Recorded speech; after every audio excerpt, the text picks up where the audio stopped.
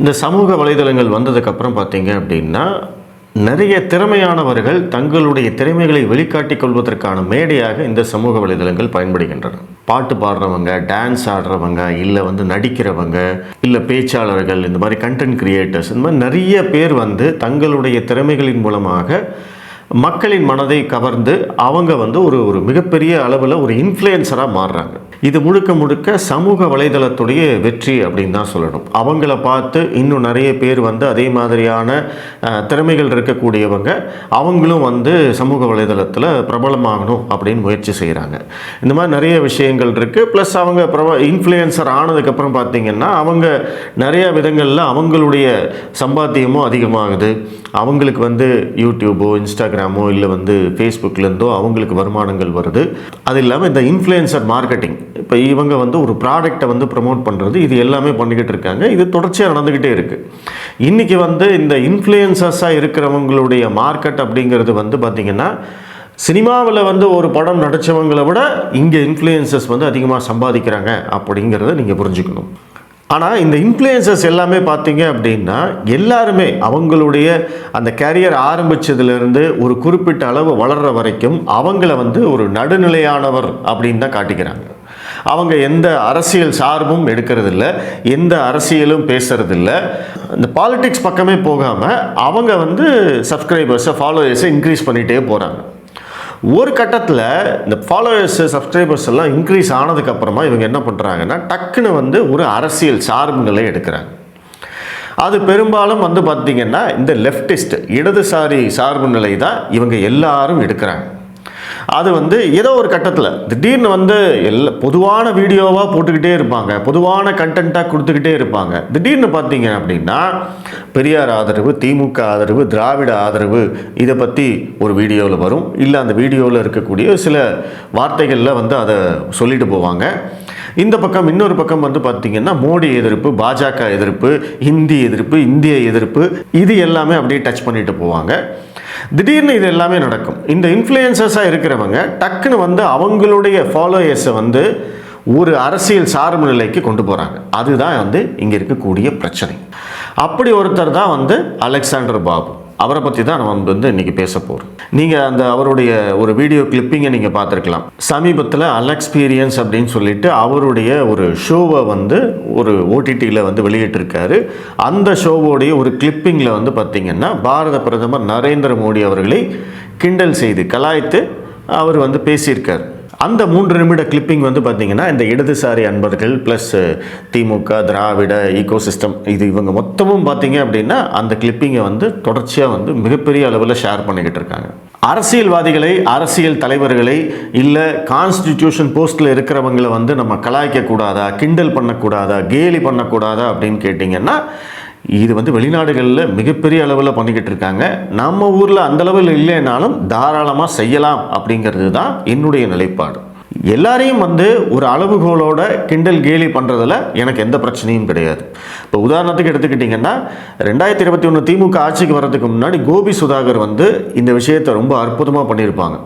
அவங்க அந்த குறிப்பிட்ட அரசியல்வாதியுடைய மேனரிசம், அவருடைய டைலாக் டெலிவரி, அவருடைய அந்த செயல்பாடுகள், அவருடைய கெட்டப்பு, இதையெல்லாம் வச்சு மட்டும் அவரை கிண்டல் பண்ணுவாங்க, கேலி பண்ணுவாங்க. அந்த இடத்துல அந்த குறிப்பிட்ட அரசியல்வாதி எடுக்கக்கூடிய அவங்களுடைய கொள்கைகள், அவங்க எடுக்கக்கூடிய அந்த முடிவுகள், கொள்கை முடிவுகள், இதையெல்லாம் அவங்க தொடவே மாட்டாங்க. இதை நான் ஒரு அளவுகோலாக வச்சுக்கிறேன். நீங்கள் மோடியோ இல்லை அண்ணாமலையோ ஸ்டாலினோ இல்லை விஜயகாந்தோ இல்லை விஜயோ யாரை வேணாலும் நீங்கள் கிண்டல் பண்ணுறீங்க அப்படின்னாலுமே அதில் ஒரு அளவுகோல் இருக்கட்டும். அவங்களுடைய ஆக்ஷன்ஸ், அவங்களுடைய மேனரிசம்ஸ், அவங்களுடைய டைலாக், இதையெல்லாம் வச்சு தாராளமாக ஒரு ஸ்கிரிப்ட் எழுதி நீங்கள் கிண்டல் பண்ணலாம். அது எல்லாரும் ரசிப்பாங்க. அது யாரையுமே அஃபெண்ட் பண்ணாது, யாரையுமே புண்படுத்தாது. ஆனால் எப்போ நீங்கள் அரசியல் சார்பு நிலையோட அவர்களுடைய செயல்பாடுகளை, அவர்களுடைய கொள்கைகளை, அவர்களுடைய கொள்கை முடிவுகளை நீங்கள் விமர்சிக்க ஆரம்பிக்கிறீங்களோ அப்போ தான் இதில் உள்நோக்கம் இருக்கோ அப்படின்னு சந்தேகப்பட வேண்டியிருக்கு. அதாவது இன்னைக்கு இந்த கிண்டல் கேலி பண்ணுறவங்க, கலாய்க்கிறவங்க, இவங்க எல்லாரும் என்ன பண்ணுறாங்க அப்படின்னா இந்த ரைட் விங் பாலிடிக்ஸ், வலதுசாரிகள்னு சொல்லக்கூடிய இப்போ மோடி, அண்ணாமலை, இவங்களையெல்லாம் மட்டும்தான் கிண்டல் பண்ணுவாங்களே தவிர இந்த பக்கம் திராவிடம்னு இருக்காங்க இல்லையா, அவங்கள தொடர்றதே கிடையாது. இப்போ கோபி சுதாகர் எடுத்துக்கிட்டிங்கனாலும் திமுக ஆட்சிக்கு வந்ததுக்கு அப்புறமா அவங்க இந்த கிண்டல் பண்ணுறதே விட்டுட்டாங்க, அது வேறு விஷயம். இன்னைக்கு கிண்டல் பண்ணால் கேலி பண்ணால் உள்ள தூக்கி வச்சிருவாங்கன்னு எல்லாருக்கும் தெரியும். அவர் என்ன பேசினாரு அப்படிங்கிறது ஒரு சின்ன கிளிப்பிங் தான், அதை மட்டும் கேளுங்க, உங்களுக்கே புரியும். So G is not a singer, but ஒரு ராகம் ஒன்று வச்சிருக்காரு, மித்ரோ இப்படிதான் நம்ம கத்துறோம். அந்த ராகத்துல எது வேணா போய் அழகா உட்கார்ந்துருதுங்க. Any quotation he wants to say, any philosophy, anything he wants to say, திருக்குறள்ல இருந்து ஸ்டார் வார்ஸ் வரைக்கும் அப்படி போய் அந்த டியூன்ல அழகா உட்கார்ந்துரும். May the force be with you மித்ரோ இப்படி சொல்லியே எல்லாத்தையும் வித்துருவோம். கரெக்டா சான்ஸ் இல்ல. இசை I'm telling you செம ஸ்ட்ராங். நாடகம் கேட்கவே வேணாம். Like when I watch him on TV without any subtitles, clean up புரியும். I don't understand a word of Hindi. His body language will communicate everything. மித்ரோ ஊரெல்லாம் சுத்ரோ, யாராவது என்ன சொன்னா என்போர்ஸ்மெண்ட் அனுப்பிச்சு எல்லாரையும் வாயை பத்திரம். மித்ரோன் அப்படின்னு பாரத பிரதமர் சொல்லி பேசுகிறத கிண்டல் பண்ணியிருக்காரு. ஆனால் அதற்கு அடுத்த வரி என்ன, ஊரெல்லாம் சுற்றுறோம், எல்லாத்தையும் விற்கிறோம், யாராவது எதையாவது சொன்னால் என்ஃபோர்ஸ்மெண்ட் அனுப்பிச்சு அவங்க வாயை பொத்துறோம். இதெல்லாம் என்னது? விமர்சனங்கள். திமுக காங்கிரஸ் கட்சிகள் வைக்கக்கூடிய விமர்சனங்கள். ஊரெல்லாம் சுற்றுறாரு, எல்லா நாட்டுக்கும் போகிறாரு அப்படிங்கிறத இங்கே திமுக விமர்சனமாக பண்ணிக்கிட்டு இருக்கிறத அவர் காமெடியாக நகைச்சுவையாக நினச்சிக்கிட்டு அவர் அந்த விஷத்தை மற்றவங்க கிட்ட கொண்டு போகிறார். அப்போ அந்த இடத்துல தான் இவருக்கு அரசியல் சார்பு நிலை இருக்குது அப்படிங்கிற முடிவுக்கு நம்ம வர வேண்டியிருக்கு. எல்லாத்தையும் விற்கிறாங்க அப்படிங்கிறதும் பார்த்திங்கன்னா இதே மாதிரி திமுக காங்கிரஸுடைய ஒரு பொய் பிரச்சாரம். ஈடியை வச்சு மிரட்டுறாங்க அப்படிங்கிறது இவங்களுடைய பிரச்சாரம். இதை அலெக்சாண்டர் பாபு ஏன் பேசணும்? அவருக்கு அப்போ அவருடைய அரசியல் சார்பு நிலை இருக்கு இல்லையா? அப்போ அதை நீங்கள் சொல்லிட்டு பேசுங்க. நான் திமுகவுக்கு ஆதரவாக காங்கிரஸ்க்கு ஆதரவாகத்தான் நான் செயல்படுகிறேன் அப்படின்னு சொல்லிட்டு நீங்கள் தாராளமாக இதை பேசுங்க. ஆனால் உங்ககிட்ட எந்த விதமான அரசியல் சார்பு நிலையும் இல்லாமல் உங்களுடைய திறமையை ரசிப்பதற்காக, உங்களுடைய நிகழ்ச்சியை ரசிப்பதற்காக வந்தவங்க அத்தனை பேரையுமே நீங்கள் என்ன பண்ணுறீங்க? அவங்கள இன்ஃப்ளூயன்ஸ் பண்ணுறீங்க, பேடாக இன்ஃப்ளூயன்ஸ் பண்ணுறீங்க.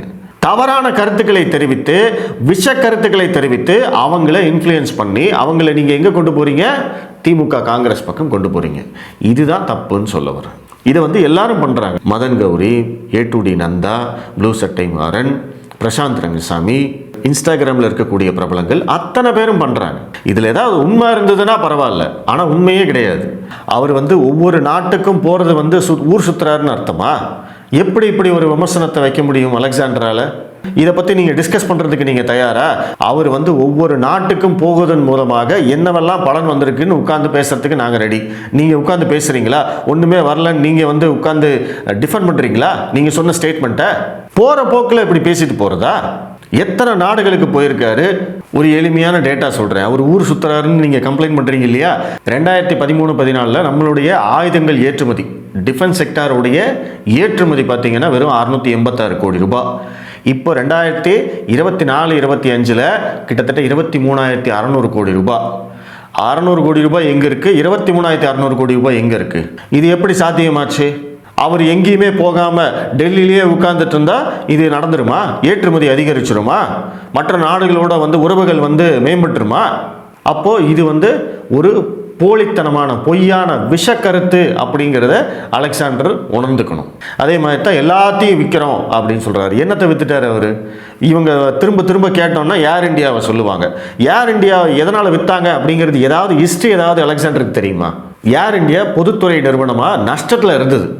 கிட்டத்தட்ட 1.5 லட்சம் கோடி ரூபாய் கடன். இன்னைக்கு நம்மளுடைய போக்குவரத்து துறை, மின்சாரத்துறை அத்தனையும் கடனில் இதே மாதிரி 1.5 லட்சம் கோடி ரூபாய், 2 லட்சம் கோடி ரூபாய் கடனில் இருக்குது. அந்த கடனிலிருந்து அந்த நிறுவனத்தை மீட்டு கொண்டு மறுபடியும் இயங்க வைக்க வேண்டும் என்றால் மத்திய அரசு கிட்டத்தட்ட 2 லட்சம் 2.5 லட்சம் கோடி ரூபாய் இன்வெஸ்ட்மெண்ட் பண்ணணும். சரிங்க, பொதுத்துறை நிறுவனம் தானே, இன்வெஸ்ட்மெண்ட் பண்ண வேண்டியது தானே நீங்கள் கேட்டிங்கன்னா, இந்தியாவில் விமானங்களை பயன்படுத்தக்கூடியவர்கள் வெறும் 6% பேர். நான் சொல்கிறது அப்போது, இப்போ கொஞ்சம் மேபி இன்க்ரீஸ் ஆகிருக்கலாம். வெறும் 6% பேருக்காக நீங்கள் 1.5 லட்சம் கோடி ரூபாய் 2 லட்சம் கோடி ரூபாயை கொண்டு போய் இன்வெஸ்ட்மெண்ட் பண்ணீங்க அப்படின்னா அது எவ்வளோ பெரிய முட்டாள்தனம். அதனால் மோடி அவர்கள் தெளிவாக முடிவெடுத்திருக்கார், இது சரிப்பட்டு வராது, இதை நம்ம கொடுத்துடலாம் அப்படின்னு சொல்லி அவங்க வித்துட்டாங்க. அதன் மூலமாக அரசாங்கத்துக்கு கொஞ்சம் நஷ்டம். ஆனால் பிரச்சனை முடிஞ்சது. மேலும் மேலும் அந்த ஏர் இந்தியாவில் இன்வெஸ்ட்மெண்ட் பண்ண வேண்டிய அவசியம் இல்லாமல் போயிடுச்சு. ஆனால் அதே பிரதமர் மோடி அவர்கள் பிஎஸ்என்எல்ல இன்வெஸ்ட்மெண்ட் பண்ணி காப்பாற்றிருக்காரு. பிஎஸ்என்எல்லும் பொதுத்துறை நிறுவனம் தான். காங்கிரஸ் ஆட்சி காலத்தில் அதுவும் கடனில் தான் இருந்தது. பிஎஸ்என்எல் இனிமேல் மீளவே முடியாதுங்கிற நிலைமையில எல்லாரும் பேசினாங்க. அந்த பிஎஸ்என்எல் இப்போ லாபத்தில் இருக்கு. அதை பற்றி நீங்கள் என்னைக்காவது பேசியிருக்கீங்களா? அதை பற்றி அலெக்சாண்டருக்கு ஏதாவது தெரியுமா?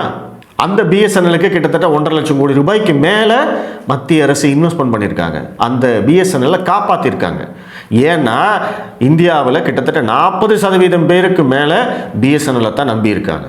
இந்த 2 ஒப்பீடு பத்தாதா மோடி அவர்கள் சிறப்பாக செயல்படுகிறார் அப்படின்னு? ஆனால் இவங்க எல்லாத்தையும் விற்கிறாங்க. என்ன தவிர்த்துட்டாங்க? மீறி கேட்டால் அதான் ஏர்போர்ட்டை எல்லாம் அதானிக்கு கொடுத்துட்டாங்க அப்படின்னு சொல்கிறாங்க. ஏர்போர்ட்டெல்லாம் அதானி மெயின்டெனன்ஸுக்காக கொடுத்துருக்காங்க. இங்கே இருக்கக்கூடிய கிளாம்பாக்கம் பேருந்து நிலையம் இப்போ புதுசாக திமுக உடனே திறந்து வச்சாங்களே, அந்த கிளாம்பாக்கம் பேருந்து நிலையத்தை யார் மேனேஜ் பண்ணிட்டு இருக்கா? ஆந்திராவிலேருந்து ஒரு நிறுவனம், அவங்க சொந்தக்காரங்க. அரசாங்கம் மக்களுடைய வரிப்பணத்தில் பஸ் ஸ்டாண்டை கட்டி எதுக்கே அவங்க கிட்ட கொடுத்த அப்படின்னு யாராவது கேட்டிங்களா? மெயின்டெனன்ஸ் தான் இன்னைக்கு அரசாங்கத்துக்கு இருக்கக்கூடிய மிகப்பெரிய பிரச்சனை. அரசாங்கம் பணத்தை செலவு பண்ணி புதுசாக ஒன்று கட்டி முடிச்சிடும், அது பிரச்சனையே இல்லை. ஏன்னா அது ஒன் டைம் இன்வெஸ்ட்மெண்ட். ஆனால் மெயின்டெனன்ஸ்னு வரும்போது அது திரும்ப திரும்ப பணத்தை போட்டுக்கிட்டே இருக்க வேண்டியதாக இருக்குது. அப்படியே பணம் போட்டாலும் அதற்குரிய பணிகள் நடைபெறுவதில்லை. ரொம்ப மோசமாக பராமரிக்கிறது தான் இன்னைக்கு அரசாங்க துறையில் நடந்துக்கிட்டே இருக்குது. அதை மாற்றவே முடியாது. ஏன்னா அது வெறும் மோடி கையிலையோ இல்லை ஸ்டாலின் கையிலையோ கிடையாது. அது கீழே இருக்கிற எத்தனையோ அதிகாரிகள் அதில் சம்மந்தப்பட்டிருக்காங்க. யாரையும் கண்ட்ரோல் பண்ண முடியாது. இன்னைக்கு பஸ் ஸ்டாண்டில் இருக்கக்கூடிய கழிப்பிடத்தை நம்மளால் பயன்படுத்த முடியுமா? எவ்வளவு அர்ஜென்ட்டில் உள்ளே போனாலுமே உள்ளே போனால் நம்மளுக்கு வெளியில் வராது. அப்படிப்பட்ட நிலைமையில தான் இன்னைக்கு பஸ் ஸ்டாண்ட்லாம் இருக்குது. அதுக்கு அரசாங்கம் செலவு பண்ணாமல் இருக்கா? இத்தனைக்கும் அதுக்கும் குத்தகை கொடுக்குறாங்க, கான்ட்ராக்ட் கொடுக்குறாங்க, அதையெல்லாம் க்ளீனாக வச்சுக்கணும்னு சொல்லிட்டு அந்த கான்ட்ராக்டை எடுக்கிறது லோக்கல் அரசியல்வாதிகள். என்ன நிலைமையில் இருக்குது? அந்த நிலைமையிலேயே ஏர்போர்ட் இருந்தால் பரவாயில்லையா அலெக்சாண்டருக்கு? அலெக்சாண்டர் ஃபாரின்லாம் போய் டூர்லாம் பண்ணுறாரு, இதே மாதிரி ப்ரோக்ராம்லாம் பண்ணுறாரு. அப்போது இதே மாதிரி ஏர்போர்ட்லாம் சுத்தமாக இல்லை அப்படின்னா அப்பவும் ஸ்டேட்டஸ் போட்டு பாருங்கள் இந்த ஆட்சியில் எப்படி இருக்குன்னு பாருங்கன்னு சொல்லிட்டு போவார். ஒருவேளை அலெக்சாண்டரோ இல்லை திமுக காங்கிரஸ் இவங்கெல்லாம் சொல்கிற மாதிரி ஏர் இந்தியா பொதுத்துறை நிறுவனத்தை இன்வெஸ்ட்மெண்ட் செய்து மோடி காப்பாற்றிருந்தார்னு வச்சுக்கோங்களேன், அப்போ இவங்கெல்லாம் என்ன சொல்லுவாங்க தெரியுமா? பார்த்தீங்களா, வெறும் 6% பணக்காரர்களுக்காக அவர்கள் தான் விமான பயணம் செய்கிறார்கள், அவர்களுக்காக 1.5 லட்சம் கோடி ரூபாயை மோடி இன்வெஸ்ட்மெண்ட் பண்ணி காப்பாற்றிருக்காரு. அப்படியே மாற்றி பேசுவாங்க. இதில் ஒரு உண்மை என்ன தெரியுமா? ஏர் இந்தியாவை விற்க வேண்டும் அப்படின்னு முடிவெடுத்தது காங்கிரஸ் அரசாங்கம், மன்மோகன் சிங் தான். இந்த அலெக்சாண்டர் வைக்கக்கூடிய எல்லா குற்றச்சாட்டுக்கும் நம்மளால பதில் சொல்ல முடியும். ஆனால் இவங்கெல்லாம் இந்த குற்றச்சாட்டை வச்சுட்டு கடந்து போயிடுவாங்க. இந்த குற்றச்சாட்டை வைத்து அவங்களுடைய ஃபாலோயர்ஸை இன்ஃப்ளூயன்ஸ் பண்ணி அந்த ஃபாலோயர்ஸை பேடாக இன்ஃப்ளூயன்ஸ் பண்ணி அவர்களை காங்கிரஸ் திமுக பக்கம் திருப்பது தான் இவங்களுடைய வேலை. இதோட முடியாது. நீங்கள் தேர்தல் நெருக்கத்தில் பாருங்கள், நீங்கள் யாரெல்லாம் சோஷியல் மீடியாவில் பிரபலமானவர்கள் இருக்காங்களோ, யாரையெல்லாம் நீங்கள் நடுநிலையானவர்கள் அப்படின்னு நீங்கள் நினச்சிங்களோ, அவங்க அத்தனை பேருமே ஒரு சார்பு நிலை எடுப்பாங்க. அது லெஃப்டிஸ்ட் திமுக காங்கிரஸ் பக்கம் தான் எடுப்பாங்க. என்ன இருந்தாலும் நம்மளுக்கு திமுக தான் ஆட்சிக்கு வரணும் அப்படின்னு அத்தனை பேர் சொல்லுவாங்க. நேரடியாக எல்லாரும் பணத்தை வாங்கிட்டு தான் பண்ணுறாங்க அப்படிங்கிறது கிடையாது. இது போக நிறைய பெனிஃபிட்ஸ் இருக்குது. ஏன்னா இன்றைக்கி சினிமா அவங்க கையில் தான் இருக்குது, மீடியா அவங்க கையில் தான் இருக்குது. இதில் ஏதாவது உங்களுக்கு நீங்கள் சாதிக்கணும்னு நினச்சிங்க அப்படின்னா நீங்கள் பாஜகவுக்கு ஆதரவாக மோடிக்கு ஆதரவாக இல்லை இந்த மாதிரி பட்டையை போட்டுட்டு பொட்டு வச்சுட்டு நீங்கள் அங்கே போனீங்க அப்படின்னா உங்களை உள்ளேயே விடமாட்டான். அப்போ ஆட்டோமேட்டிக்காக நீங்கள் என்ன பண்ணணும்? இந்த ஸ்டாண்டு தான் எடுத்தாகணும். அவங்களே ஆதரித்தே ஆக வேண்டும். அப்படி ஒரு நிலைமை தான் இன்றைக்கி இருக்குது. அதனால் கேட்காமே ஆதரவு கொடுக்கறதுக்கு இன்றைக்கி நிறைய பேர் தயாராக இருக்காங்க. அலெக்ஸ் மாதிரியான நபர்களுக்கு தங்களுடைய ஃபாலோவர்ஸை சப்ஸ்கிரைபர்ஸை பேட் இன்ஃப்ளூயன்ஸ் பண்ணுறவங்களுக்கு எல்லாம் கேட்குறது என்னென்னா, நீங்கள் கேலி கிண்டல் பண்ணுறது சட்டையர் பண்ணுறது அப்படின்னா எல்லா அரசியல் கட்சியும் பாரபட்சம் இல்லாமல் பண்ணுங்கள். ஒரு பக்கம் மட்டும் நீங்கள் பண்ணுவீங்க அப்படின்னா உங்களுக்கு உள்நோக்கம் இருக்குது, நீங்கள் காசு வாங்கிட்டு பண்ணுறீங்க இல்லை வேறு ஏதாவது பெனிஃபிட்டுக்கு பண்ணுறீங்க அப்படின்னு தான் அர்த்தம். இல்லையா உங்களுடைய அரசியல் நிலைப்பாடு இதுதான், நான் திமுக பக்கம்தான் இருக்கேன், நான் மோடியை எதிர்ப்பேன் அப்படின்னு சொல்லிட்டு பண்ணுங்க. அப்படி நீங்கள் சொல்லிட்டு பண்ணீங்க அப்படின்னா உங்களுடைய ஷோவை பார்க்க வரவனும் அதை தெரிஞ்சுட்டு வருவான். இவன் பாஜகவுக்கு எதிராக பேசுகிறவன் அப்படின்னு சொல்லிட்டு பாஜக ஆதரவாளர்கள் உங்கள் ஷோக்கு வராமல் போயிடுவாங்க. ரொம்ப நல்லது, தப்பே கிடையாது. நீ உன் அரசியல் நிலைப்பாட்டை சொல்லிட்டு பண்ணு. நல்லவன் மாதிரியே நடித்து ஏமாற்றக்கூடாது. அதைத்தான் இந்த அலெக்ஸ் பண்ணிக்கிட்டு இருக்கார். நன்றி.